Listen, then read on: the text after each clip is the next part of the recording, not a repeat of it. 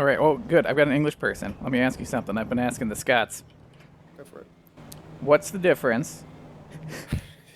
I heard this last night. It made me laugh. Oh, you did hear it? Okay. Yeah, go Damn for it. it anyway. Well, yes, but between twat and cunt. So weirdly, I would say, depending on the context, I would be more insulted by someone calling me a twat.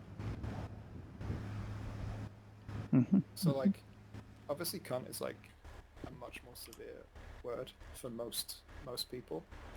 Like even here it is. But like, depending on the context, it's much more affectionate. Let's say. So like if like a Scottish person called you, like a silly cunt or whatever, like that's like full affection. Um, but you don't get that so much with twat. People don't use that in like that never really gets used in any sort of affectionate way.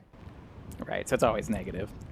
It's generally always negative. Whereas like depending on like where you are, like especially like Scotland or England or whatever, depending on Or that sort of Australia. language. Or Australia, yeah, definitely Australia. Like, that can be like the nicest possible thing someone could say to you. Yeah.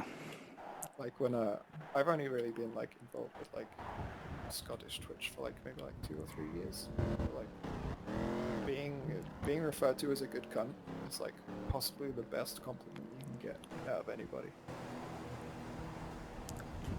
But I'll have. nobody would ever call you a good twat. To be sure, Okay. they absolutely would not. That would be very odd. You'll have to keep my ears peeled if I'm a good cunt or not. I would definitely say so. Cause here, you like, that's one of like the worst insults ever. Yep. Just like people don't even say it. It's like the C word, you know? Yeah, it's yeah, it's. I mean, and even in England, it's definitely the C word sometimes, depending on like you might get it more freely in London, let's say. But Yeah. It is changing a little bit, but it's still very negative, even when said. yeah, but yeah, no, in Scotland very specifically, it's a very positive word sometimes.